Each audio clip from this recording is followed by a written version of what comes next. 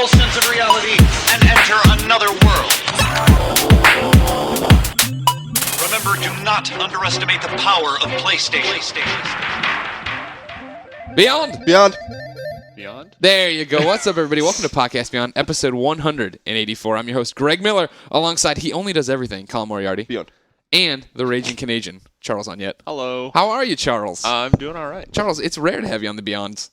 I think I've been on Beyond once before, if I remember correctly. But yeah, it's true. I'm not on this podcast very often. We're happy to have you. Well, you're so busy with Control-Alt-Tab. Well, that yes, podcast is just you're up to 180 episodes now? 1,000 actually. We put out about 3 to 4 episodes per day. So.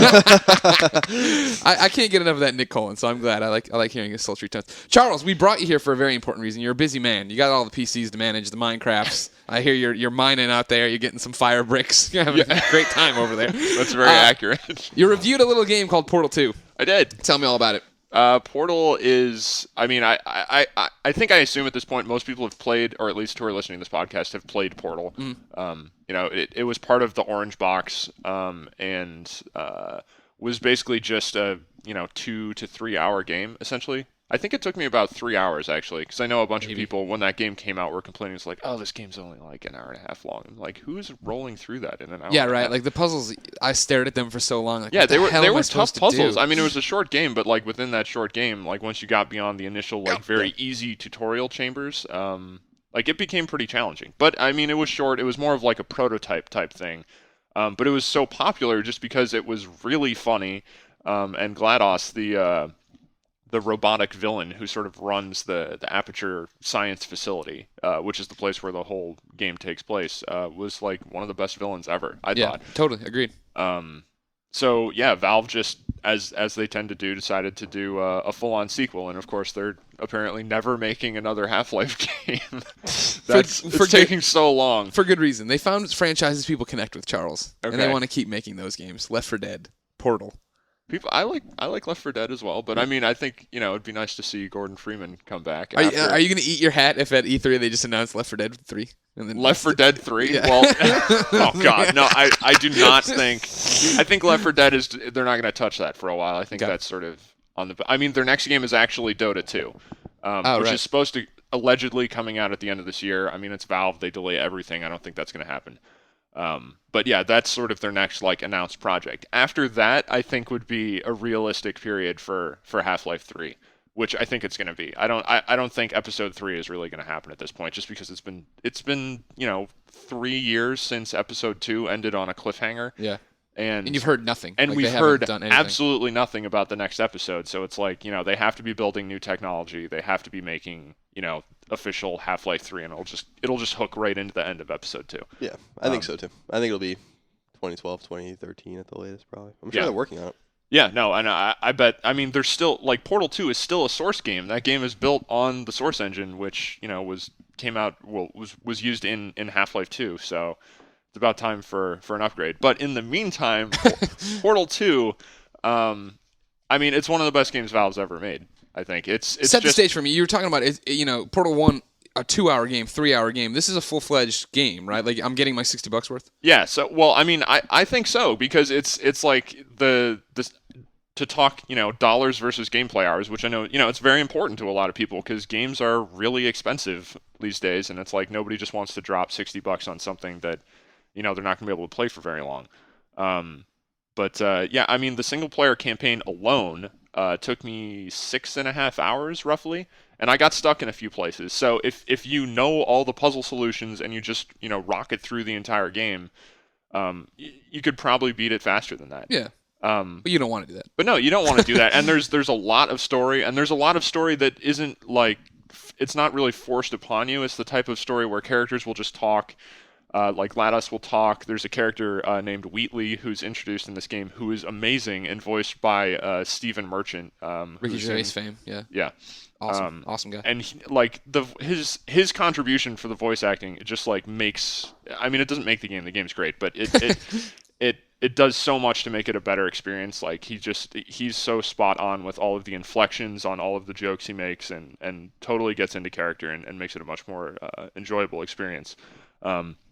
But I mean, if you're just rushing through the game, you're missing out on all the lines of dialogue that are in there. And it's the kind of thing where like you can just move forward and characters will say new things depending on, what's going on at the time. Or you can just stand still and then characters will start talking to you. They'll start giving you new lines of dialogue and stuff like that just in random situations if you're not just, following the linear path forward. I enjoyed when I got a demo of it at PAX East. They showed the very beginning, which I won't ruin for people. But Stephen Merchant's character shows up and asks you to do some relative easy exercises, and if you don't do it, his stuff is great. Like of him trying to coax you into just doing the very, very simple task that he's asking you to do. Yeah, I mean, there was one case where Wheatley was working on a computer or something, and I thought he was saying so much stuff that I didn't realize I was supposed to be doing something else. Like, that was like filler text while I was supposed to be completing another action. So I was just sitting there like watching him do this and listening to all the lines of dialogue until eventually I was like, this has been going on for about 6 minutes. I think I'm probably supposed to be somewhere else right now. But I mean, so the story is really fun to listen to. I mean, I hope people don't just, blaze through that to just get to the end for some weird reason. Like, it's a really entertaining ride. I don't think it's spoilers at all. Who do you play as in this game? He plays Chell again. Okay. Yeah, she's back. I mean, she's the traditional Valve silent first-person protagonist. Okay. So did they explain in the course of the story how she got caught again? Because I mean, she got out at the end of Portal. Spoilers, of course.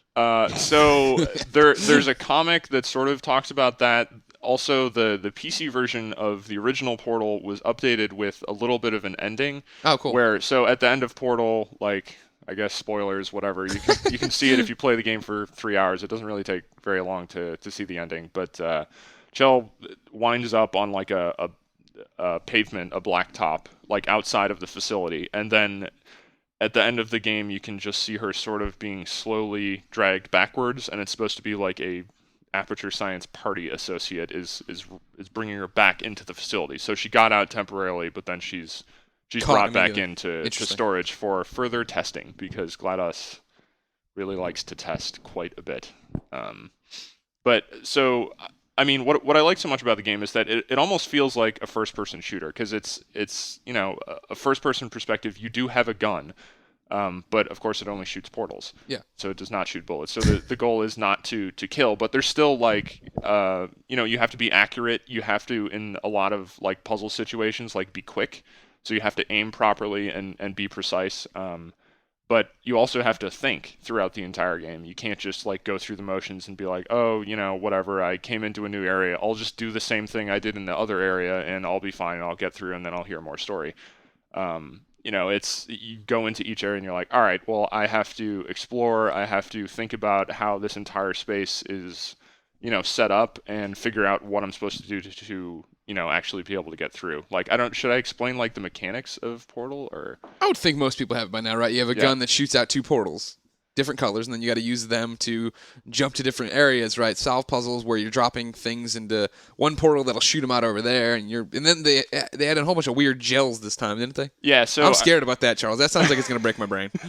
Well, so in making the game longer, like it's not just the same kind of mechanics as the original Portal. They put a lot more stuff in there, like the gels. So there's like bouncy gel that will basically drop out of pipes, and you can use portals to put holes in the environment and redirect the gel that's falling from the pipe to other parts, and it will actually coat walls. Mm-hmm. So you can coat like floors, walls, and the advantage is if you jump on, say, the bouncy gel, then you will jump higher coming off of it, so you can reach higher ledges. If you coat 2 adjacent walls with it, you can actually bounce between them to sort of move forward slowly over pits. So you're just like bouncing back and forth horizontally to clear a cavern or something like that. How does co-op work this time? They added this, and it's not gel, Kachella, not Jellin, Magellan. No, and I would there's the single player mode, and then the co-op mode is totally separate, and actually continues the story from the end of the single player. So I would absolutely not recommend anyone play that first. Definitely, I would go through the story first. I mean, there's not like major spoilers, but it just makes a lot more sense. It's not going to make any sense if you just start up with the co-op in terms of like what's going on. But you do play as different characters. You play as two robots basically that GLaDOS is testing with, and there is more of a story there. Like it has a beginning and there's a goal as you move through, but it's a little bit more focused on the puzzle challenges. And actually works sort of like it has almost a Super Mario Brothers like type of setup where there's kind of a hub world that you access each portal chamber set from. So I think there's like 5 worlds or something like that you go into, and then you go through like a sequence of puzzle challenges that you have to complete with your partner. And the degree of difficulty there is definitely higher than the single player, just because, I mean, there's 2 players running around, each has a portal gun, and so you have to deal with like 4 portals in each puzzle set. And I mean, it's still separated so that your portal gun doesn't bridge with the other person. So they can't set a portal and you can't set a portal and have them actually connect with one another. Both of the portal connections are separate for the players. But I mean, you absolutely have to work together to solve every single puzzle. It's not just like both people can just sit in the rooms and let somebody else do the work and run around and be like, okay, well, you figure this one out. I'm going to go, make a sandwich or something. You have to be an active participant in every single puzzle, which I think is really cool. And that's, I mean, it sort of folds into why like Left 4 Dead is such a good cooperative experience, because it doesn't just take the cooperative thing as for granted, basically. It builds around that. Interesting. Yeah, and I mean, it's a lot of fun to play, and it's really satisfying to, like, all of the puzzles, there's so much opportunity for Valve to create challenges that are totally impossible that you could just be like, I have no idea what I'm actually supposed to do here. Yeah. And, See, that terrifies me. I can't wait. Like, I'm picking up Portal tonight, and we have a 3-day weekend. It's my plan to beat it and play through it and have a great time with it, but, like, I know I'm going to get to those moments. Like, I remember those moments in Portal 1 where it's like, what the fuck am I supposed to do now? Why, you know what I mean? Like, you're just shooting things, you're just jumping through walls, trying to keep your momentum going. I was like, so now it's like they have the gel in there. They have this co-op mode where I got to worry about what my partner's doing. It sounds too much, Charles. I don't think it actually is too much. I mean, it's still a challenge, but it's a challenge well within reason, and it's the type of challenge where if you complete a puzzle, you feel smart. Which is nice. I like feeling smart, because I know I'm not, Colin. Here you are. Oh, shush. There you are. But yeah, it's the type of thing that you play and you come out of a puzzle and you're like, I can't believe I just cleared that whole thing. And you get like this overwhelming sensation of, sort of mental satisfaction that you might if you raised your hand in a classroom and were like, ooh, I know the answer to this, teacher, and then to some like random math problem. It's the same kind of thing, and I think that's really cool. That's not something that a lot of games can actually offer you. Most of them, it's like, the end has some twist or something. It's like, that's the payoff. Yeah. Or, I killed 5 million dudes in some random battlefield that, looks the same as 17 other games. This in this case, it's a totally unique kind of experience, which I think is not delivered enough in high profile games like Portal 2. Colin, yes, are you gonna play co-op with me? No. What is your problem? I saw your tweet about this. That Mortal Kombat and Portal come out, 2 games I don't care about. I'm gonna go play Mega Man. I didn't say that. You said something along those lines. No, I don't care about either of those. Why don't you care about Portal? I can't believe you don't care about Portal. I think Portal's a great game. Okay. Don't get me wrong. I think it's really cool. It's just not for me. Like the first Portal really broke my brain, as we were talking about before. And I don't really want to go through, like, jump through hoops to have to beat this game again. I've been thinking about honestly looking at the trophies and then just using a video walkthrough if the trophies are really good, and I'll just get. There's a whole bunch of those up on IGN.com. Oh, good. There's a big guide Sam Claiborne put already? up. Sam Claiborne went and put up videos yesterday to get all the secret achievements, how to find all the secret stuff. If you're looking if you're looking to spoil Portal 2, IGN has you covered. Well, that's certainly what I'm looking to do, because I don't have my fingers on the guide's pulse anymore. I know. You're busy. But I don't know. It's like we've talked about it before. Like it's just I'm not great at puzzle games. It's like when Super Stacking came out on PSN. On PSN, like my girlfriend was great at it, and I was like really bad at it. It's just like those kinds of games just aren't for me. And I remember the first Portal. I played it for 15 minutes, and I'm like, I have no idea what I'm doing. Like after that, so it's I'm just not good at. I'm really excited. For me, like there's certain games, I feel like are like a good book. And like I'm really excited to sit down and see what's going on with GLaDOS and meet Stephen Merchant's character and play through that and see all the weird stuff. And like I can't, and I'm at the forefront this time, Charles. Last time I was behind the curve. I had to go to Damon's house, he was talking about the song and everything, so everything was ruined for me. But now I'm gonna be there first weekend. Yeah. I'll be there. I'll know what's going on. Well, and I think one thing that's neat too is that Valve doesn't just repeat jokes from the first game, because a lot of the jokes sort of went viral after Portal came out, Right. like the cake is a lie joke. And this was a triumph. Assume the party position and stuff like that became running jokes, and it would have been easy for Valve just to revisit that, but it's not. It's all new jokes, and it's just as surprising as the first game, and there's like all new developments like that. So it's absolutely worth playing. And Colin, I'm sorry you're not excited for it, but no, I'm excited for people that are. I know a good game when I see one. I know that this is one of the good games. I know it's great. It's just like one of those things every so often that comes out where I'm like, I'm not gonna play it. Because it's just that's understandable. It's the same way when I'm like, I don't want a fantasy game or whatever. Like everybody's got their own thing. As long as you're, I took it. We'll get to the Mortal Kombat talk in a while. But I took it as Mortal Kombat. I don't care about exactly. Portal 2 and Mortal Kombat could not be more different in terms of what the type of satisfaction you're getting out of that experience. Right. Yeah. Charles, you're a busy man. Like I said, you have fire bricks to harvest, I believe. We have 3 questions, though, about Portal 2 before you go. Matt from Las Vegas writes in. He says, I've been hearing great things about Portal 2 and I'm going to buy it. I'm weird about playing sequels without having played the original, but I've heard such horrible things about the Orange Box that I never actually played the original Portal. Phrases like virtually unplayable for the Orange Box drove me away from getting it. Is it really that bad of a port? Will not having played Portal ruin Portal 2 for me? No, I don't think so. Although you do miss out on... GLaDOS recognizes you in the game, so she will talk about what happened in Portal while you're playing Portal 2, which... I mean, it will still you'll get the context while you're playing Portal 2. It'll make sense, but you miss out on sort of that extra layer of meaning if you haven't played the first game. It really doesn't take very long to play the first game. I would. And you can get the Orange Box super cheap now, right, on PS3? Yeah, but I think what he's saying is the PS3 version is so bad of the Orange Box that and was it that bad? People really didn't like it. Yeah, people really don't like a lot of things on the internet, though. I think it was just that it ran worse than 360, and so that was like pitchforks and torches. Yeah, I mean that might. And not to mention, this is back in the day when every port ran terrible. That's true. But the option for him might be, I mean, if he has a 360 or better, get a PC. He said in the beginning he didn't. He didn't have. Oh, okay. So I don't know what his solution would be. I wouldn't recommend buying a bad port, though. I mean, I would agree with it. Like, Portal's not that long, and by now you've heard, I would think, most of the jokes as far as, like, the cake is a lie and stuff like that. I would say just jump in. Yeah, and I mean, honestly, you really only need one basic piece of information going into Portal 2. Give it. What is it? Is that you kill, or you basically kill GLaDOS at the end of Portal. Yeah, which you knew if you listened to the song, right? You tossed my pieces into the fire as it burned. Yeah, that song. So as long as you know that, you don't really need to play the first game to get the context of what's going on in the second. And again, you will understand that if you play the second very early on in the game. It's not something that's held to the end. It happens very, very quickly. Okay.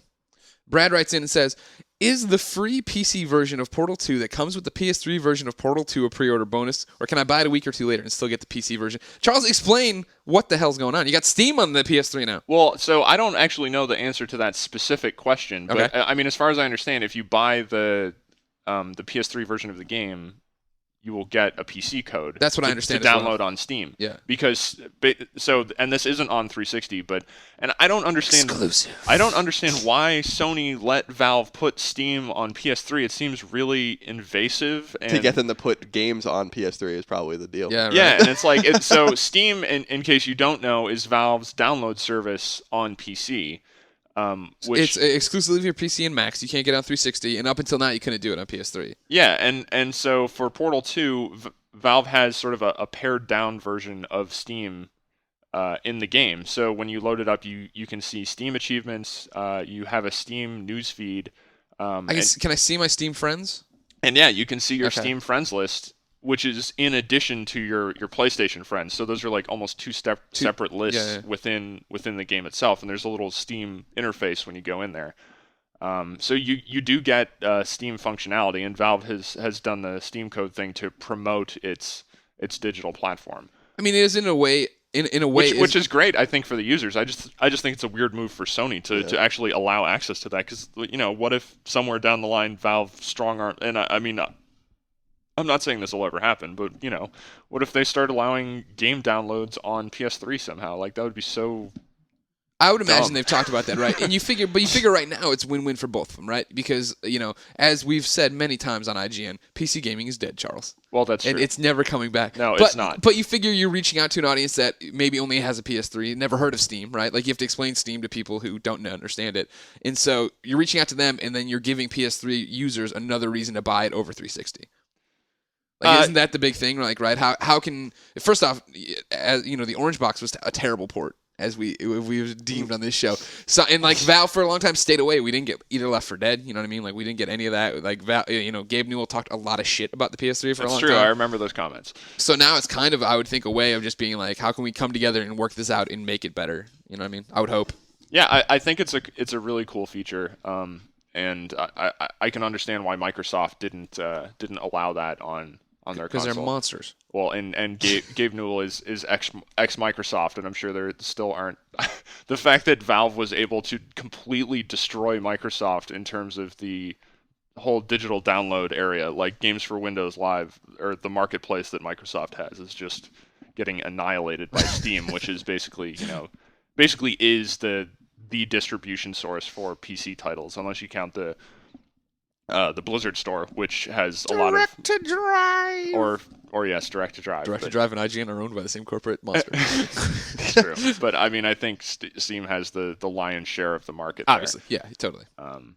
So yeah, I think that's probably why Microsoft didn't want any integration there. But I mean, it's a cool bonus for users. Basically, for people who are actually playing the game, I think it's a nice bonus. Cool, for sure. Charles, final question before you're off the hook here. In this one, and I hate to sandbag you. Like, I hate sandbagging people when I bring on the show. Please sandbag away. Eric, he wrote in and signed it respectfully beyond. Okay. But he's being respectful in the fact that you missed a kind of an important part in your review here. Okay. So you might want to go back and amend it. All right. Eric writes in and says, I just picked up Portal 2 and I immediately noticed something very important missing from the Raging Canadians review that Mr. Moriarty will be delighted to know. Of course, by that I mean the manual spells fantastic. The manual smells fantastic. Okay.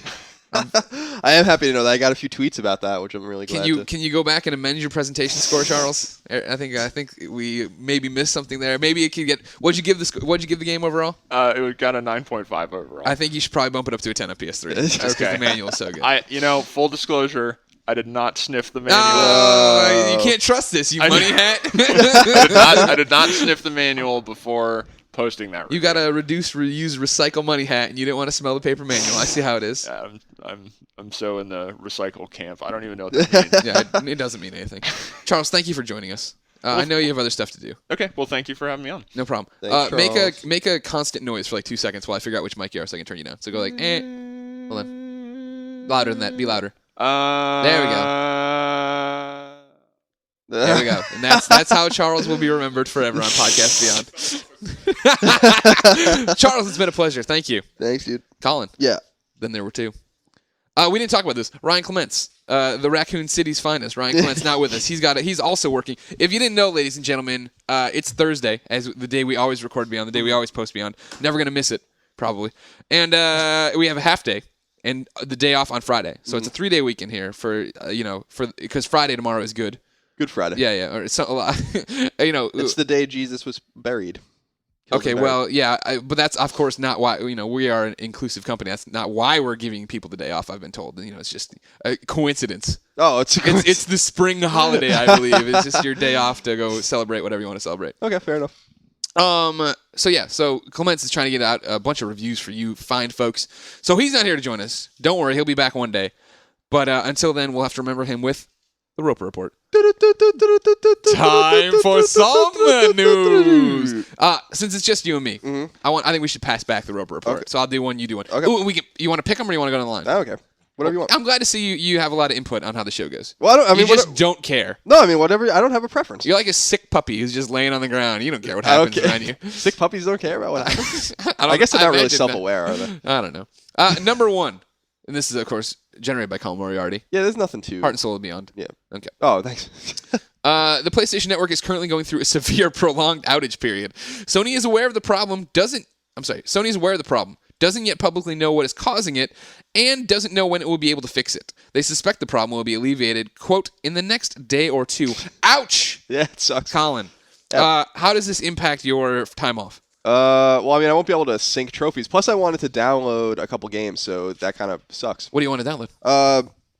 Fancy Pants. Fancy Pants came out this week on the PSN. $10. Have you played it at all? No. I played it with Steimer. She's reviewing it. I did some co-op with her. Didn't dig the co-op. I didn't like how the camera pulls away and stuff, and you can die when you can't. But overall, I'm very excited to play the game. Like, I want to play it single player. I want to have some fun. Seemed like cool. Collecting squiggles. It's got a lot of cool, what do they call it? Physics. Oh, you like gravities. The gravities were in there. Oh, the gravities? Yeah, I liked when I got the pencil to fight things. Oh, okay. Well, yeah, I mean, I think that game looks cool. I mean, I just want to support it. I think it seems like a nice idea. Yeah. And then I downloaded it here, but I want to download it home. Newtopia came out. Okay. It's a TurboGrafx game. That's $5.99 on the PSN. Yeah. What about the Red Johnson Chronicles? That comes out on. Does that come out? Oh, that came out already. You can buy it on PSN. Yeah, PlayStation Plus members can get it. I don't know. It's dude. exclusive right now. I mean, I downloaded. I haven't tried it yet. Yeah, I guess I will try it out. It looks like it's an adventure game, right? So. I don't know. Yeah, there's a lot of things to play. Plus, I won't be able to sync my trophies and stuff. I haven't really been playing a lot of PS3 because the NHL playoffs are going, so I'm just watching. Well, if you remember, Colin, you started making moves on my place. My New Year's resolution: stay ahead of you. I did it last year. Stay ahead of you in trophies. Yeah. This year, you've been making some moves, and I've been playing a lot of PSP. Finally got my Patapon review off my back. 9.0, by the way. Pick of the week last week. I'm not sure what they picked. They should have picked that. And great game. And now I'm back to playing PS3 this weekend. And I was playing yesterday. I stopped out. I put Mortal Kombat in. And we'll talk about that in a little bit. Okay. And I got done with Mortal Kombat, and I'm like, I don't want to start a new game. Oh, I brought home a game that Colin doesn't even know about. Did you know we had Mayhem in the office? Oh, Mayhem 3D or whatever? Yeah. No. I brought that thing home, and I checked the PS3trophies.org, good trophy site. Yeah. Not even a trophy guide. This game is not even out. But it had like 5 ratings that were all very easy. I'm like, I put in. The game wasn't even that bad, but it was just like, I can't do this. I can't. I don't have it in me right now to grind. It's not bad. Actually, I saw that game. That game was previewed for me, and I never wrote a preview of it because I didn't figure. They showed me 2 games. And Mayhem just didn't seem like it was really that interesting. It was a budget title. We're not even reviewing it for IGN.com, everybody. So I'm like, whatever. The game they showed me that was really cool. Same people that are doing it, I think, is a game called Storm, which is a PlayStation Network game. Okay. That's going to come out soon. There's a preview of it on the site if you want to check it out. That game looks really cool. But yeah, I looked at Mayhem's trophies when I saw it came out, and it looks okay, but I'm not going to play that game. I still have the Tomb Raider collection to get through, and which is cool. And my weekend plan. Okay. Portal 2. Mm-hmm. Some of this Fancy Pantses. Maybe I want to try this Red Johnson Chronicle. See, I'm thinking these games are short, right? Charles said Portal 2, 6-ish hours. Yeah. I can tomorrow, if I play tonight, I should be able to crank through that.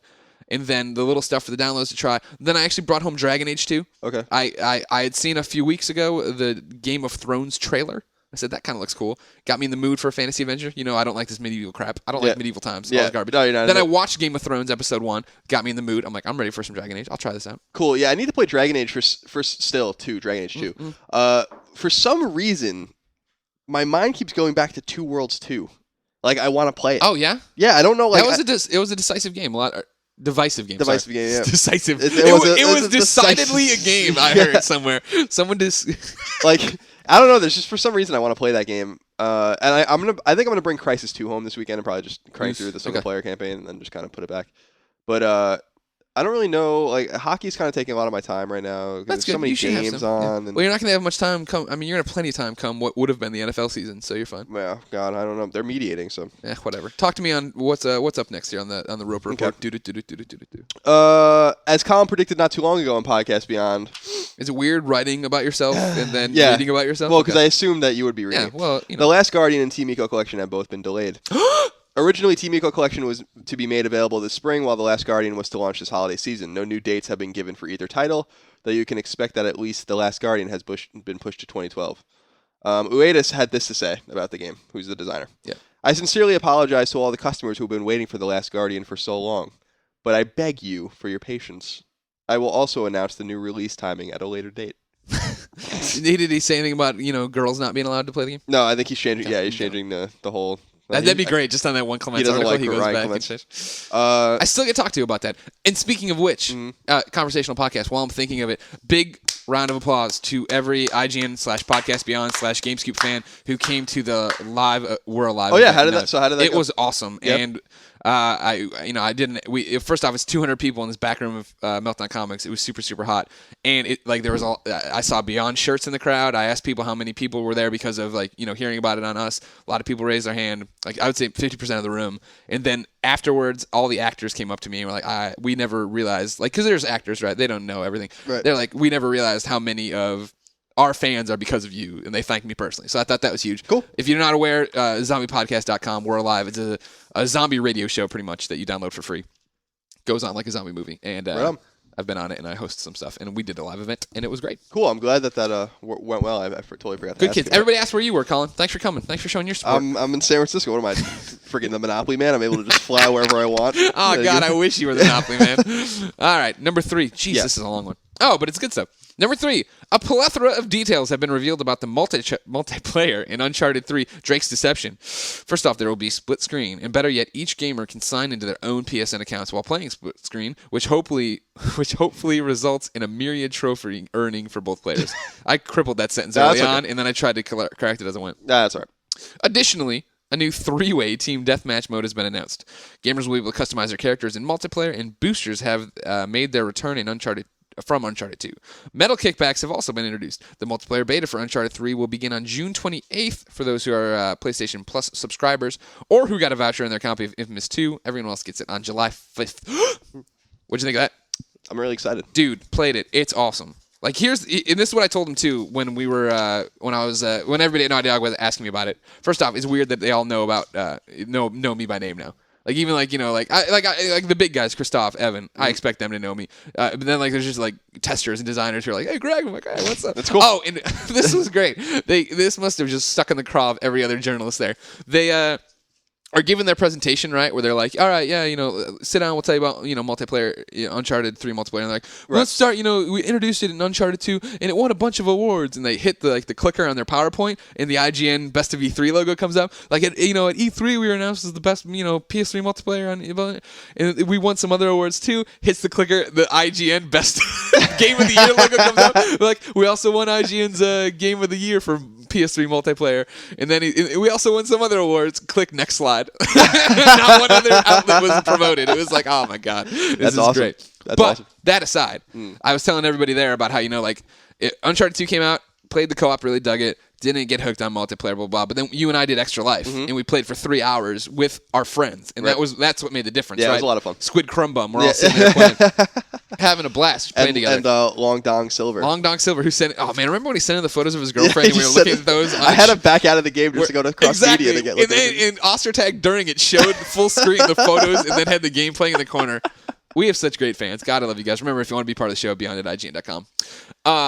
So anyways, I was telling them how that hooked me and how this, I think, is such a great progression of that and why I think I'm going to play the balls off this thing. Especially because the split screen. I was playing split screen, 3-team deathmatch. And 3-team deathmatch, it's teams of 2.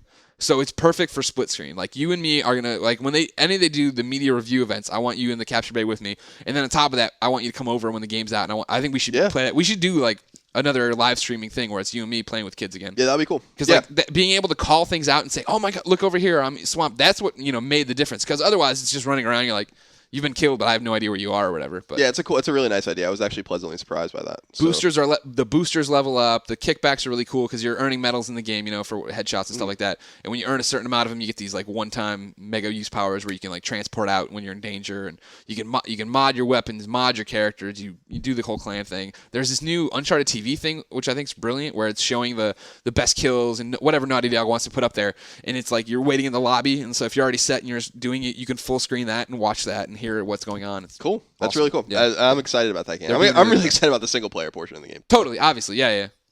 But multiplayer would be cool too. Agreed. I don't know if this is true because I kind of overheard what you and Jim were talking about. Yeah. With the Go. Read what you got and I'll amend it as you go. The PSP Go is no more. Not 100% true. Okay. A report from a Japanese website said that Sony has formally announced the end of the PSP Go's production.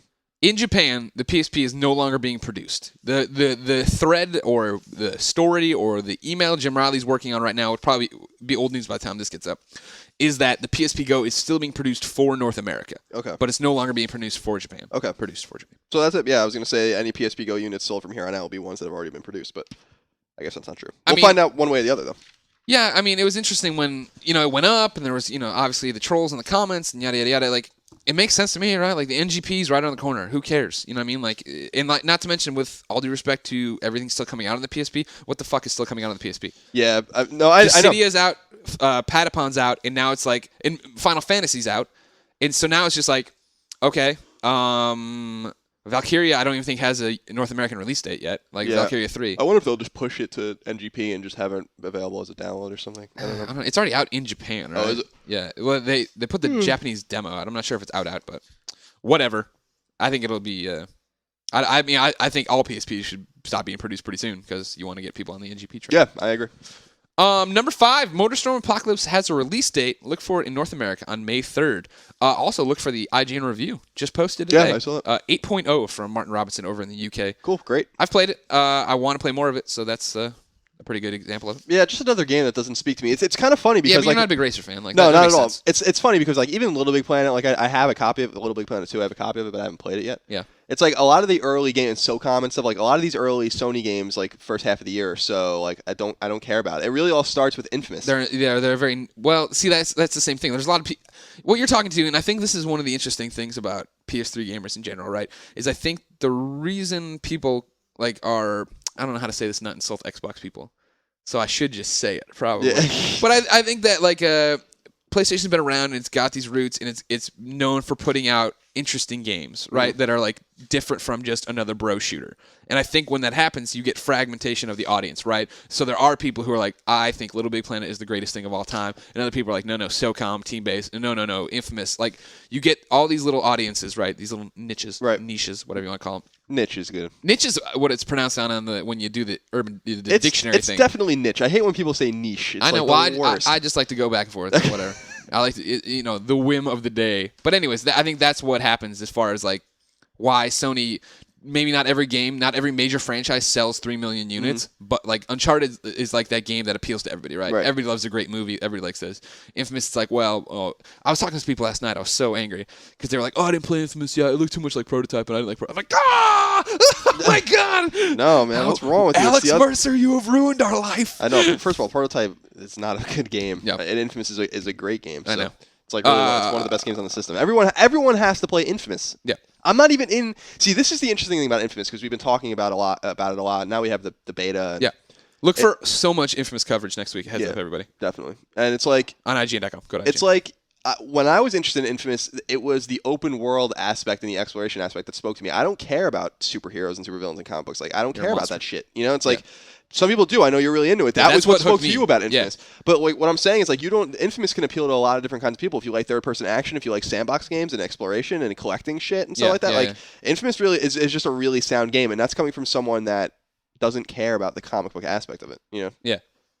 So I really like. We said it a million times, but like that's really one of the must play. It's like up there with Uncharted as far as like a game you must play. I definitely think Infamous is rough around the edges. Like I don't think it's a perfect game, and I think that's why I'm so excited for Infamous 2 because it looks like they've ironed out a lot of like just presentation things and making it more cinematic and making it more like tight experience. Right. But I agree with you 100% that that's like yesterday. Bobby came over to my desk. It was Bobby. If you did not.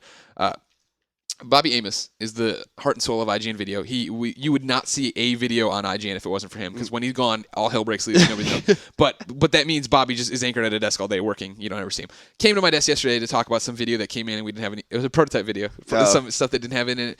And I'm like, blah blah. And he's like, he was looking for something to play, and he's like, oh, I never played Infamous. And I think he wasn't the one who said it was too much like Prototype, but he just wasn't into it. And I'm like, that's bullshit. And I took my copy out of my autograph case and gave it to him. Like, take this home and play it. So. Yeah, I mean, it's spread the word about Infamous. Yeah, definitely, dude. And Infamous 2 is obviously very exciting as well. Who would have thunk that, like, on the podcast when it would just be you and me, we would spend like 12 minutes talking about Infamous? No, it's a huge surprise. We should talk about Resistance next. I saw that last week. I know. It was good. You're coming around. I'm really happy about that. I still stick with the fact that it doesn't look great. I don't think it's a graphically impressive game, but I think what they're doing with the mood and the setting is really, really cool. Like, that is, like, I talked about, my whole thing was about the story, about how, Capelli, is that how I say his name? Capelli. About how, he doesn't want to go when this guy shows up to say we have to go to New York. He's living in Oklahoma. He says, I want to stay here with my wife and kid. The wife has to beg him to go. I think that's just a really touching, and they didn't show me that moment at all. This is from a sentence where they described it, but just knowing like the weight of that decision is awesome. And then to go through and see 3 single-player levels that were all different. You know, I got to play through the boat one, which is was our first glimpse of gameplay when they were jumping out. But you're on this boat and it's super foggy. You don't know where you're going, and then you start like drifting down, and things start coming out of the fog, and you realize that you're in a city that's flooded. You're coming by the tops of buildings, and there's signs, and then the chimeras start pouring over, and you're running around. This is like the one time in the game, or at least from what they showed, I should say, where you have like an ammo box, so you have like unlimited ammo, so you're running back, refilling, blowing all these things away. Then the next one was the sniper mission, which was in the woods. It was super dark and creepy, and you're moving silently and just picking off guys one by one, slowly going. And then was the one that we saw at GDC was the third one, which was at that gas station or whatever. Yeah, I love that. I love that scene. And That scene's there's so so awesome. much shit going on. Yeah, and then also another multiplayer GDC really didn't like. I was like, this is fun. Okay, cool. But for some reason, multiplayer, I was playing it on the Columbia map, and it was really bright. It was different than any other games. Really sunny out. Train cars to run through and hide and stuff. I had a blast with that one. That one was really, really cool. I think. I mean, we've talked about this, but it's just funny. Like the I don't know if Resistance 3 is graphically impressive, but it's graphically improved from Resistance 2. I agree with that. Yeah. And what I like the most about the way Resistance 3 moves, like at that gas station or whatever, is like how alive the Chimera are. The Chimera weren't like this in the first 2 games. Like they were just enemies that like appeared, and they like almost have emotion. Like they appear and like scream and like seem to talk to each other and like are moving around and very tactical. And like it's cool, like when you see dropships and they drop their enemies and then they come. That's cool, but like you see enemies like running from afar and jumping over fences and eventually coming into the fight. Like it's not just like in the background and they kind of get lost in the firefight. Or whatever. It's really cool. Like there just seemed to be a lot of attention paid to this game. I'm really excited about people finally coming around to Resistance. I think Resistance 3 is going to be a pretty cool game, and I think there's a good opportunity with Killzone 3 being kind of disappointing to a lot of people. I think that this is a great opportunity for people to maybe stop with the Killzone is better than Resistance shit constantly and give Resistance 3 a try. I bet there'll be different experiences. Like, you know what I mean? Like, I think there'll be different experiences. I think Killzone 3 is the PlayStation 3 exclusive answer to a Call of Duty. And I'm not saying it's on par with that or it's better or any of that crap. I'm just saying that that's the kind of experience I think Killzone's going for, right? Like, this really hardcore multiplayer, this really, like, just run and gun story or whatever, where you're just stabbing people in the face and moving on. And, like, what the hell's happening? What's going on? You know what I mean? That kind of thing. Whereas I think Resistance is trying now to move to the no, story matters, and this is what's happening, and blah, blah, blah. And I really hope this doesn't blow up in our faces in that a year from now we're talking about, man, Resistance 3 tricked us good on that story. Yeah, I mean, I hope not either, man, because that's definitely the game I'm most excited about. Yeah. So, and it was awesome to play it. Felt so good. So, moving on, number 6 on the Roper Report. Are you excited about id Software's upcoming shooter Rage? Nope. I am. Then you'll be glad to know that there's a special edition forthcoming for it. The Anarchy Edition will include a bunch of weapons, armor, and a special buggy for in-game use. The best news is that you'll be upgraded to the Anarchy Edition for free if you pre-order the game before its release in September. You saw this game this past I did. I played it last week. Tell me about it. Why? So you played it. Why are you excited for it? What's going on? I think the game is like really cool. Number 7 is about Rage 2. Okay, hold on to it then. Or do you want to just shit it out right now? I'll read it out, then you read 2. Because one of the things we saw was Rage's multiplayer. No one knew anything about it before we saw it. Rage's multiplayer offerings have been announced, and they're certainly not what you'd expect, especially from id. Yeah, who created online Doom and Quake and all that jazz. Rage will support. Yeah, these. By the way, these are the guys that created. You know, they're on that term deathmatch round. They made the term deathmatch. Rage will support local and split-screen co-op, allowing 2 players to explore some mildly altered missions from the single-player quest together. So that's pretty cool. Moreover, Rage won't have any on-foot multiplayer modes. Now, this blew people's minds because you'd expect with Doom and Quake, Wolfenstein, and things of this nature. Well, maybe not Wolfenstein because the Wolfenstein they made was different. But with Quake and Doom, it's that online on-foot multiplayer is really important. But Rage doesn't have that. Instead, Rage's online feature set entirely revolves around something called Combat Rally, which is Twisted Metal-like vehicular combat game. So, I think that's pretty cool. Some people, actually, I would say in the comments for the preview I wrote, most people were taken aback by that and disappointed in that. Yeah. But I think it's really cool. What the guys were telling me when I met the dudes from Rage and interviewed them and got to play single player game and stuff was they're going for this term uniquely Rage. That's what they keep using, uniquely Rage. That's what they want it to be, and they want things that fit.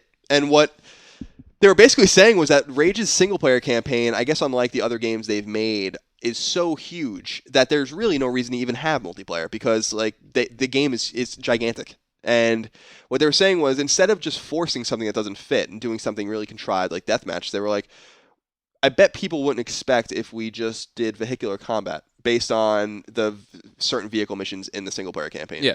So basically, it only supports up to 6 people on a map, which is really cool. I like the really focused nature of that. And you're basically just using multipliers and killing dudes and having like little objectives, and it's based on kills and points. And they're still kind of working out like the rough edges of how the points and the kills will work together to say who wins the game and stuff like that. But I think it was really cool, and they showed a bit of the co-op, which is cool too. And basically, you unlock the co-op missions as you go through the single player game, meaning you really can't play co-op until you get through the entire game. Gotcha. And then you'll go back to certain missions that you've unlocked that will have like a different perspective for 2 people and kind of give you more story and stuff like that, which is pretty cool. Interesting. So I'm like super jazzed about that game. I have a preview up already on multiplayer, and I have a preview I have to write still for today. Come on, get your shit together. Well, I had Mega Man Legends 3 was announced. You have 3 hours of work left. You better nose to the grindstone. I'll be fine. I already recorded a single player preview video, and Mega Man Legends 3 was announced today. That's why I had to write stuff up for that. What the hell's that? Is that on there? Or do you skip it? No, it's for 3DS. Oh, okay. So no, it's not on there.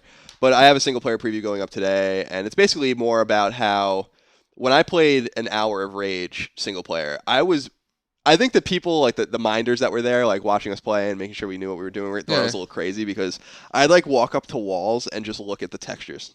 And like there's like grass, and I just run through it back and forth and like watch as it moved and stuff. Because a lot of the stuff in a lot of games is static, but this is an id game. It's running at an amazing frame rate. It looks beautiful. It's like it does look beautiful. I'm not interested. Like from what I saw an hour demo at Comic-Con. Yeah. Or no, at PAX East. Okay. And I was like, it's a beautiful game, 100%, and that's what hooked me about it. I watched it, and I was like, oh my god, is this gonna be a beautiful Fallout, like a Fallout that doesn't run like shit and doesn't look like shit? And then it was like he walked up to somebody, and this is when it was just immediate turn off. Walked up to somebody, and clicked him or whatever. The guy talked, then he asked a question. Character doesn't say anything, and then the guy starts responding as if I had responded. I'm like, oh, I have no voice, and I'm just, oh. Yeah, no. I mean, in my video preview, I kind of talk about how people compare the game to Borderlands and they compare it to Fallout 3. And I think both of those comparisons are completely fair.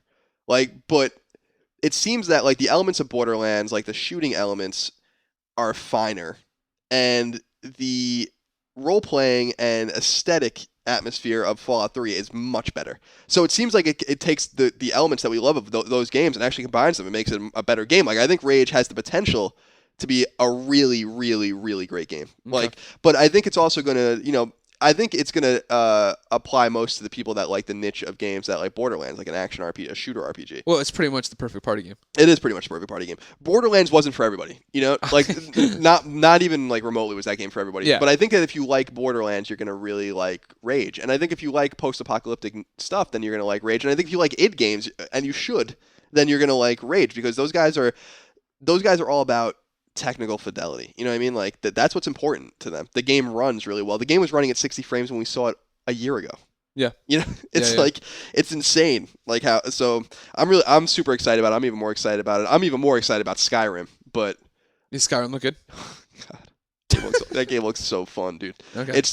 I didn't put Skyrim on there because we it doesn't. Yeah, well, this is supposed to be breaking news, so you're fine. Yeah, but it's oh my god, dude. Prey 2 looks awesome. Like that when Charles and I went to Utah to see these games, I was like pretty impressed by almost everything we saw. Hunted wasn't very good from what I played, but everything else was. And Hunted could turn out to be a great game for all I know. But in the hour I spent with it, I wasn't impressed.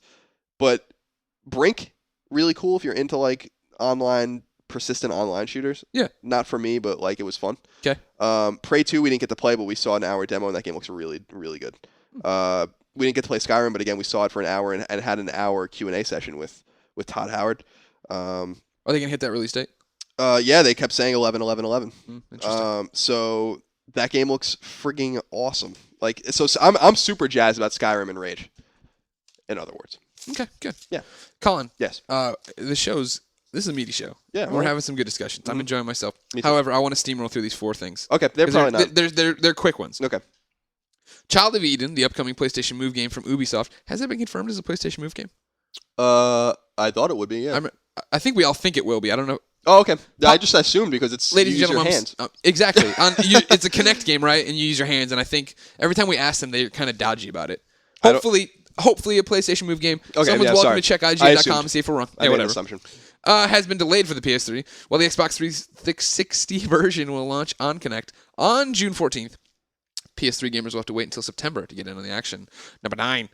Are you excited to get your hands on Alice Madness Returns? Not really. I think that game was cool. I haven't watched that much of it. Then you'll even be happier to know that the game that precedes it, American McGee's Alice, will be available on the PSN for $9.99 when Alice Return launches on June 14th. That's a missed opportunity.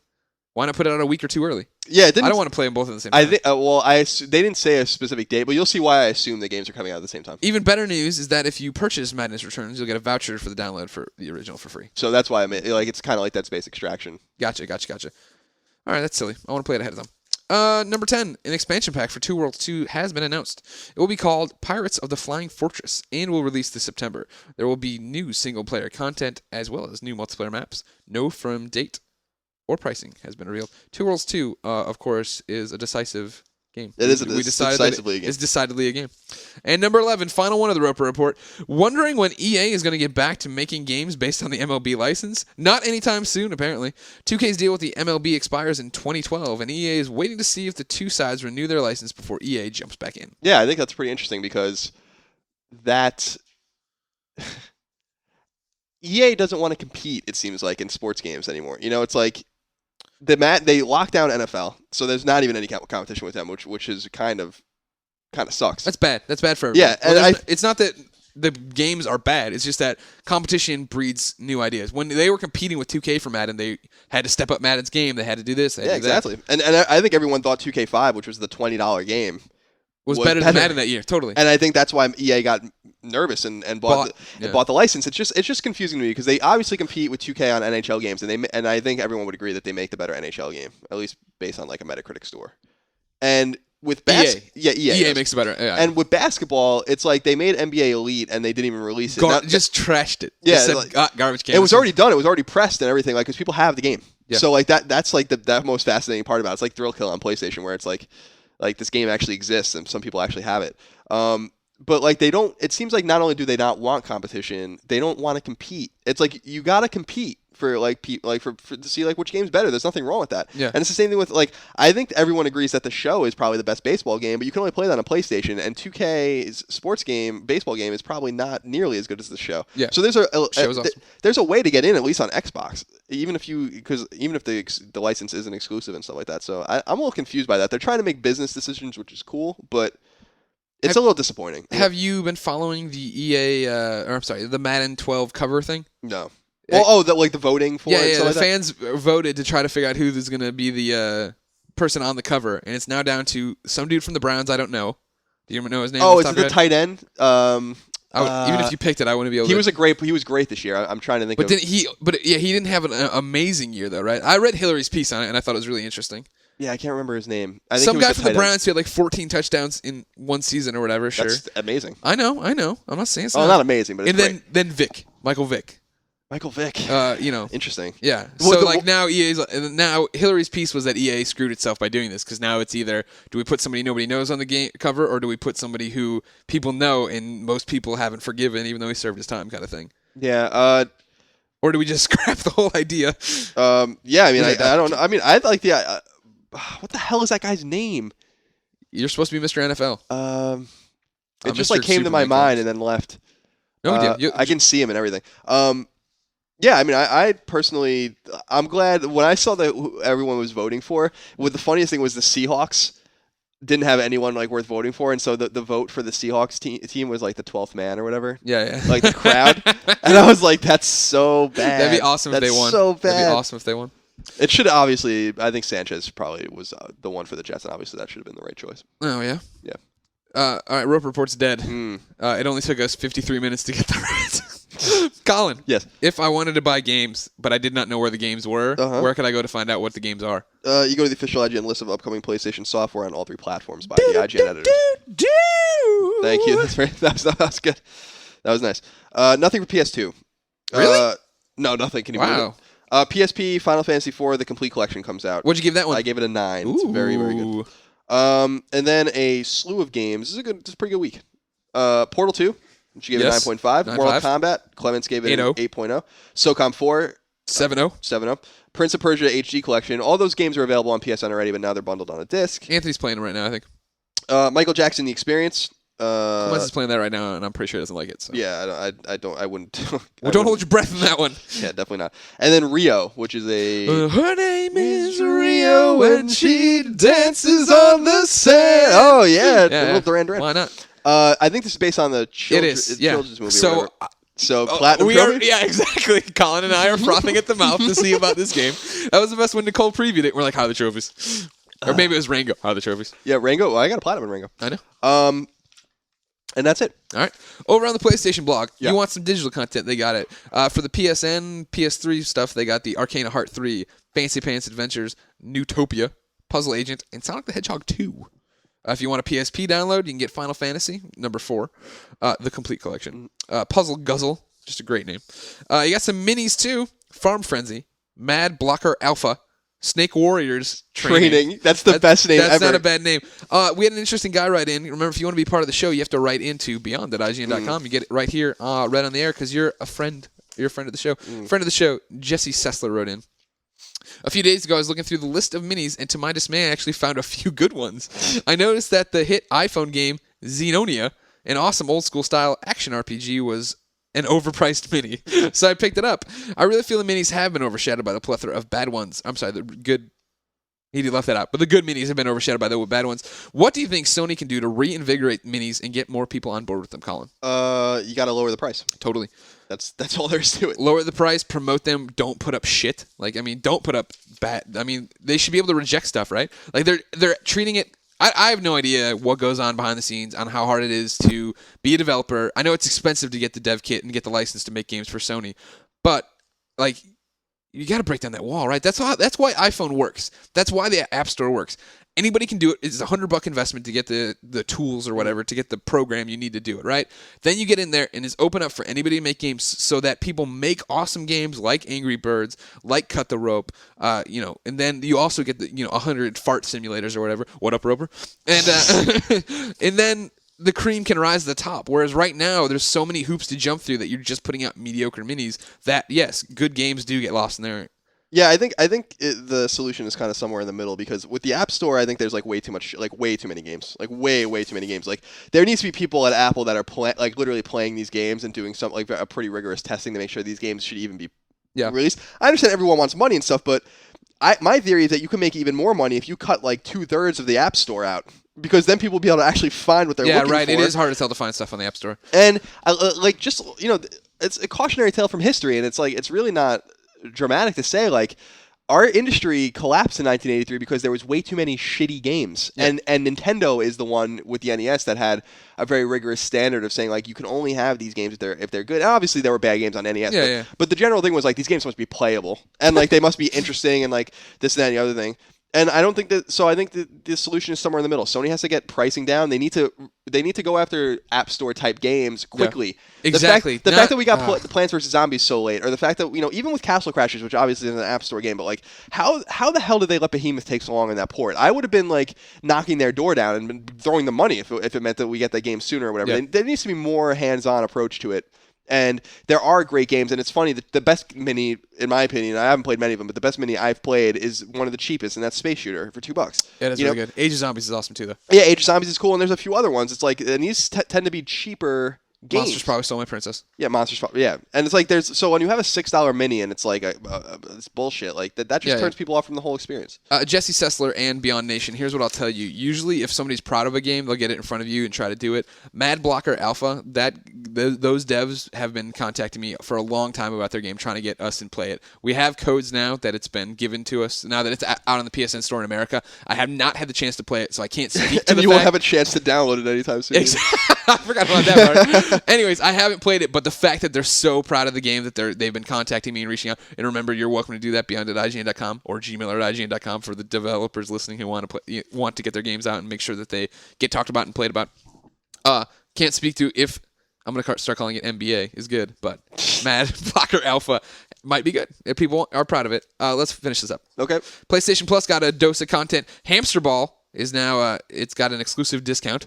Mad Blocker Alpha, a mini that I just talked about, has an exclusive discount. Another good sign. Usually the good minis, Space Shooter for $2, they get stuff. And then Red Johnson's Chronicles Episode 1 Who the hell is Red Johnson? I don't know, but he has some Chronicles. He does. He has some Chronicles for me. I might. I downloaded that. I'll give you. I'll give you a tweet when I'm done with it. Yeah, tell you what I think of it. Yeah. And then PS1 Classics got added. Dino Crisis 2 for $6. Threads of Fate for $6. Nice. Threads of Fate's an old Square RPG. Don't talk to me like that. Pick of the week. It's got to be Portal 2 9.5. I know it's not your game, but you can admit that it's really good. Yeah, I mean, I think Final Fantasy IV deserves a nod. But oh right, yeah, okay, yeah, good call. Sorry, but no, Portal. Yeah, I mean, Portal's new. It's a new game. Yeah. Let's talk a little Mortal Kombat. Okay. Clements isn't here. Yeah. Gave an 8.0. Mm-hmm. Read his review. Yes, I did. Proofed it. Good stuff. Good stuff. You don't care about Mortal Kombat. No, I don't care about Mortal Kombat. Why don't you care about Mortal Kombat? So, it's pretty simple, really. Okay. We've talked about this is a good analogy. I actually talked to this about Damon. Actually, Damon and I are doing an old school podcast. Look forward here on IGN. Should go up maybe tomorrow, and we've talked about this a bit. Yeah, it's a GameScoop Presents, right? Yes. So make sure you're subscribed to GameScoop on iTunes. It'll get pushed right to you. And what I realized was the analogy that we use for Super Mario World and Sonic, which we've used several times, is really you can use it with Mortal Kombat and Street Fighter 2.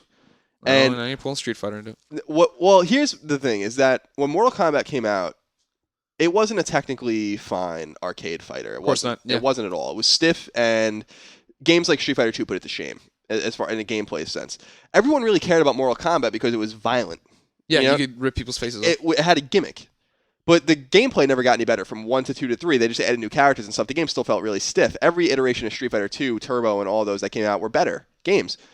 And I wonder if Mortal Kombat's lost its luster because we're kind of desensitized over violence or whatever, and we really have, again, a Street Fighter game just came out, and it's really good, and people really like it, and I'm sure it's a more fluid experience to people that really like fighting games, and I wonder, I haven't played the new Mortal Kombat exactly, game. That's what I was saying. Clements put in his review, because he's a huge fighting fan, I've played it myself, but I can't really speak to that, is that this one they've really gone back and they keep the aesthetics and the blood and all that stuff, but they've gone back and made it a competent fighter. They've gone back and it's not just, a very stiff game as far as how it works. They wanted to make it a real fighter. So I think that's something to point out, worth pointing out. Oh, I can't think so speak too. to if it's better than Street Fighter. Yeah, I guess realistically I can't either because I haven't played the new Mortal Kombat game, but I guess that's the point is that I'm turned off to that series because I remember Mortal Kombat really well. We were both, some people were around then, some people that listen to us weren't. You have to remember that Mortal Kombat came around in the time of the ESRB ramp up and all that stuff, and violence in video games was a very kind of F you thing. We're gonna do it, and it's the government's are you gonna do it? And it's are you really? Ed Boon? And it's so Mortal Kombat kind of along with what was that, Night Trap or whatever that game was? Yeah. Really signified an era of these violent games that are kind of how far can we push it? What can we do? And an F you to your parents and stuff like that. But Mortal Kombat the idea of Mortal Kombat hasn't aged well. It's kind of another thing we talked about. It's Duke Nukem coming out now. Duke Nukem doesn't probably work anymore because Duke Nukem came out in a time when it's the same thing with Leisure Suit Larry, which we talked about too on that podcast. Yeah. It's those games worked in their date, in their place in time, and on their systems. We don't need those games anymore. They haven't evolved with gaming. They're just coming back now. It's going to be really interesting to see what the sales are on Mortal Kombat. I think it's going to be really good. I do too, and it's one of those things where that review has been enormously popular on IGN, more popular than the Portal 2 review. You know what I mean? And on top of that, here's what I think is interesting about Mortal Kombat is I fall into the category of most people where I just want to see the fatalities. I just want to see the crazy moves. I brought it home and played it, and I was like, I suck at fighting games, and I suck at fighting games because I just don't want to memorize moves. I don't want I used to do that with WWF Attitude on PS1, right?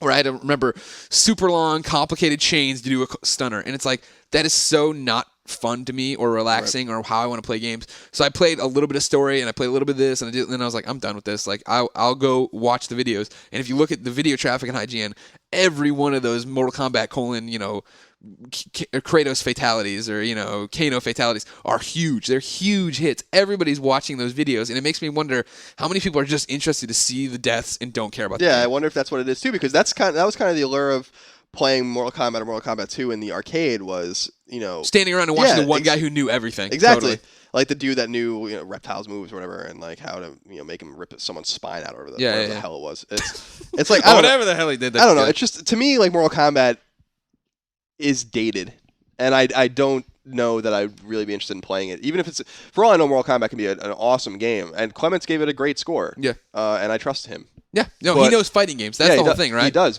But it's just as in terms of what I'm playing, I just I'm not going to make time for that game. I don't care about Mortal Kombat. So, all right. Let's get some reader mail. Remember, beyond at IGN.com if you'd like to be part of the show because you're our friend, just like our friend Carlos. Carlos writes in and says, Ryan, I swear we don't need Ryan for this question. Ryan, in your video review of Mortal Kombat, you said the boss battles were cheap. I agree with you, by the way. 2-on-1, really, Mortal Kombat? And you said, quote, ask any of the IGN editors how mad I got, end quote. So, Colin and Greg, how mad did Ryan get? I have no idea. I have my headphones on. Are you? Usually. Really? it was bad. I sit right next to him, Carlos, it was, I mean, like, I wouldn't say it's the most mad I've ever seen Clements at a game, but there were a lot of, what the fuck? How is this supposed to be fun? Fuck this. Oh, you know what? Maybe I was in Utah when this was going on. Well, maybe. I don't know. Whatever. I don't really he played for a remember. while, and he screamed every so often that he did not like them boss battles one bit. Interesting.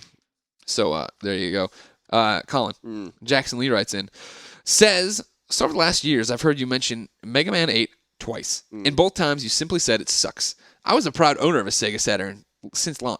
What? I was a proud owner of Sega Saturn since little. Period. Check that one, Jackson Lee. That was my favorite from the games I had, and the nostalgia disables me from seeing any of its flaws. Besides that, I could never get past the lasers in Wily's stage, so I never finished the game. So can you please explain to me why Mega Man 8 is so bad? Well, Mega Man 8 was available on PlayStation as well, and it's not surprising that would be one of the better. I'm sure it is one of the better Saturn games. There really weren't many Saturn games. Hey, wait a second. Independence Day 4 was awesome. Independence Day, ID4. I screwed some stuff up there. There was quite a few good Saturn games. I mean, there wasn't a robust catalog of games. Yeah. I don't know. Mega Man 8 is a weird Mega Man game. It feels weird. It looks weird. The stages are weird. The bosses are weird. It's just nothing. I think that's pretty much the consensus amongst big Mega Man fans, that like 7 on Super Nintendo is not a very good game, but 8's even worse because it just doesn't feel like a Mega Man game. It doesn't have that precise control. The stages are really busy. The difficulty is really inconsistent, I think, in that game. The voice acting, which we laugh about all the time in the office, is awful. And the one cool thing about it was the FMV sequences and stuff were cool. And they introduced some new cool characters and stuff. But 8 is like not a memorable game. I wish they would remake 8 in the 8-bit aesthetic, but that's never going to happen. Matt writes in, says, can Nintendo reclaim a piece of the hardcore gaming market? Or will Project Cafe just be another Mario recycling gimmick machine that caters to casual gamers and nostalgic fanboys? I think they already have a piece of the hardcore market, but not a very big one. Exactly. And I don't know. I guarantee it could. I think it could. The question is, can it? And of course it can. Anything can happen. Yeah. I'm gun shy to talk too much about it because how much of it's rumors, how much of it is real. I'm excited by what they said, but I feel burned by the Wii in a way, right? Oh, because me too. I bought, out of all the next gen, the current gen systems now, the only one I bought at launch and waited in line for was a Wii, and it was because I thought it was appropriately priced. It didn't need an HD TV, which I didn't have at the time, and it was talking about you can buy all these old Nintendo games, and I was like, I didn't have a Nintendo. This is perfect. And it took so long to get good games on the Wii store. Like, you know what I mean? Like, they didn't even launch with Super Mario Brothers. They launched with Mario Brothers, that damn arcade one. Yeah, I like that game, but yeah, it's the Wii was a bunch of broken or missed promises, basically. Like, the way they made it sound like it was going to be and like the experience it was going to be was not what it ended up being at all. Yeah. And I'm the same way. I love Nintendo. I grew up on Nintendo. Like, I was a Nintendo kid as a young kid, and then with the PlayStation era, I had an N64, and with the PlayStation 2 era, I had a GameCube, and I liked them, And with the Wii, I got a Wii as soon as I could find one. Yeah. So 3 years later. Yeah, it took over a year to be literally to find one because I wasn't gonna pay someone like $200 extra. Yeah. And I found one in the store and whatever. And I bought it. And I enjoyed some of the early games I played, like Zack and Wiki and a few other games, whatever, Metroid Prime 3 and stuff. But the good games were few and far between. Nintendo's system was really backwards in terms of its online functionality. It's an SD system, which doesn't really work anymore. And I just wonder if people have become jaded because everyone's like, they have the casual market. Look how well the Wii sold. Yeah. Is someone who bought the Wii for Wii Fit or whatever, or Wii Sports, are they really going to be like, oh man, I remember how much fun I had with Wii Sports that weekend before I put the Wii back in a box and put it in my closet? I'm going to go buy another one. So see, and that's the whole thing. That's why I think they are coming for. That's why I think when you hear these rumors of being on par with the PS3 power and yada yada, I totally think they understand that because you look at the attach rate, right, on software and sell through. Wii sold like crazy. They couldn't move software. You know what I mean? The software that moved was the software designed for us, right? A Super Mario or whatever. Yeah, and random shitty third-party games like Just Dance and Carnival games. So like there was no in between. It was like really casual or the really hardcore stuff. But like what I'm concerned about with Nintendo is like how tired their licenses are and stuff. Like I used to be like really excited when a new Mario game came out or a new Zelda game came out. I just don't care anymore. You know, like Skyward Sword, I don't care.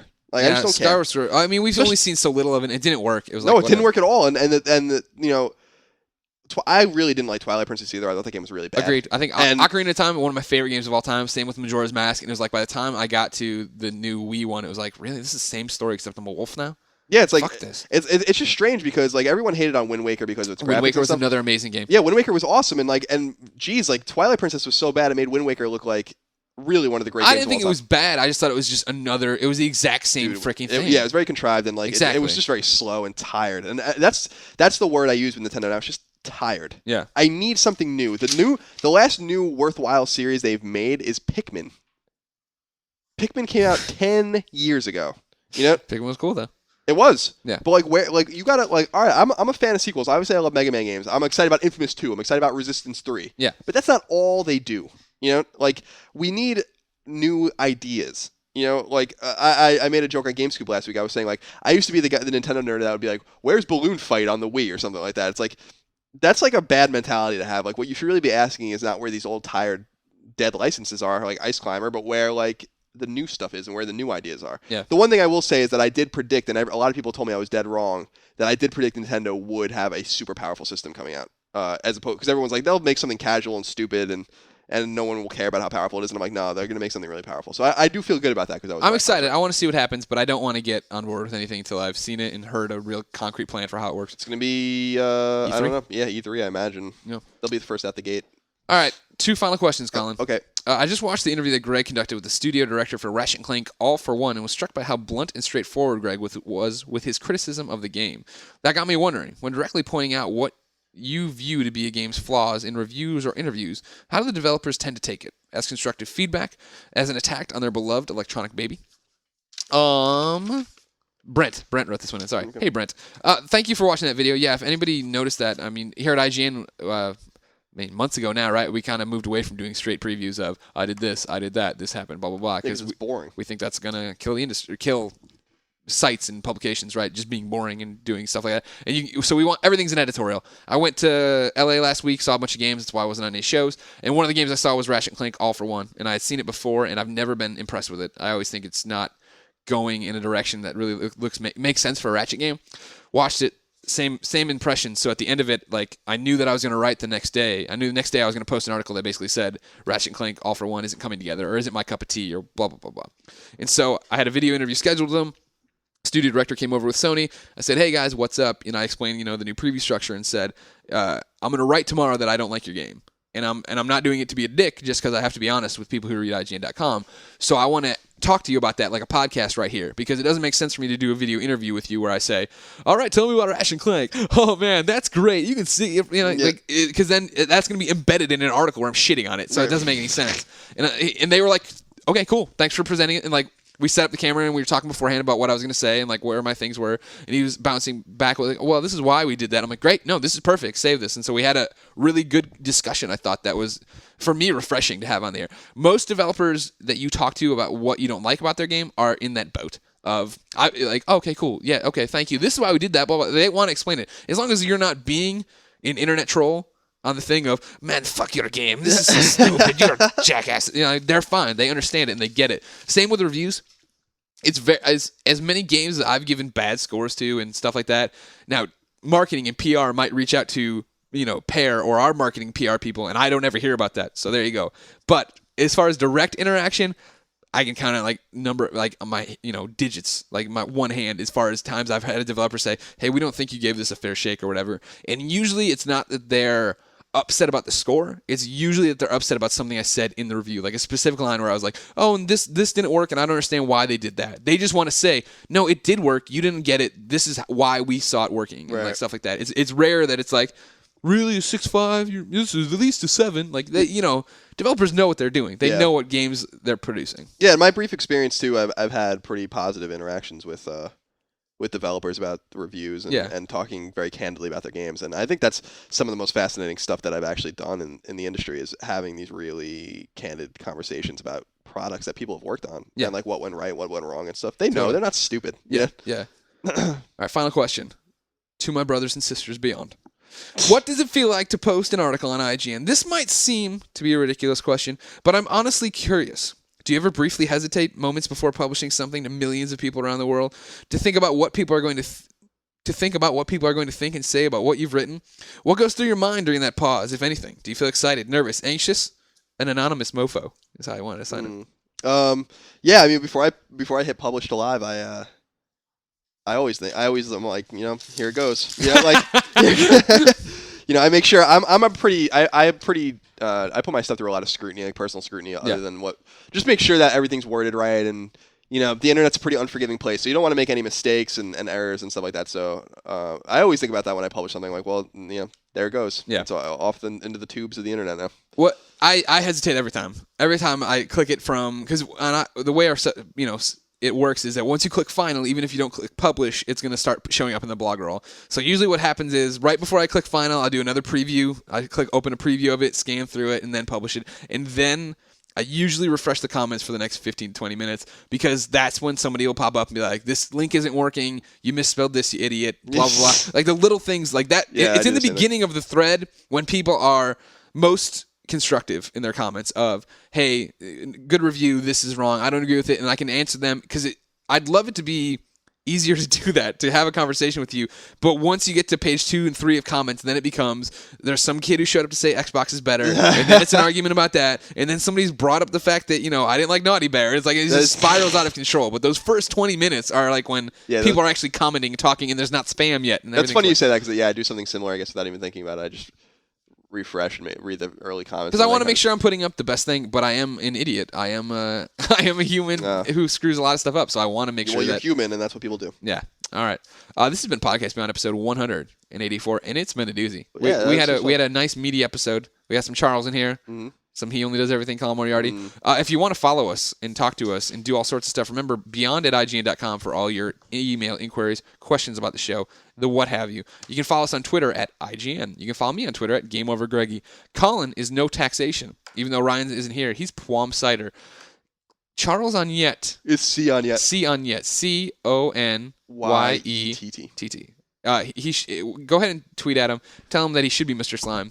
Because there's a Mrs. Miss Lime. There's a Miss Lime that stole Mrs. Slime. We've been yelling at her, but she hasn't tweeted in like 3 years. We miss anything else? Housekeeping? Rate us on iTunes. We haven't said that in forever. Yeah. If you haven't rated us on iTunes, please rate us on iTunes. And then keep on listening. Keep on trucking. Keep on playing your games there. I'm Game Over Greggy on PSN. Colin is Moriarty-IGN. Whenever I can get back on PSN, maybe you'll see me. Exactly. One day we'll be able to do that. As always on Podcast Beyond, we end on a song. If you want your song to be played at the end of Podcast Beyond, please send it to beyond@ign.com. Today, though, I didn't pick a user song. I picked my favorite Damon Hatfield song off of his new record, Color Beam. This is Tokyo Game Show. Beyond. Yep.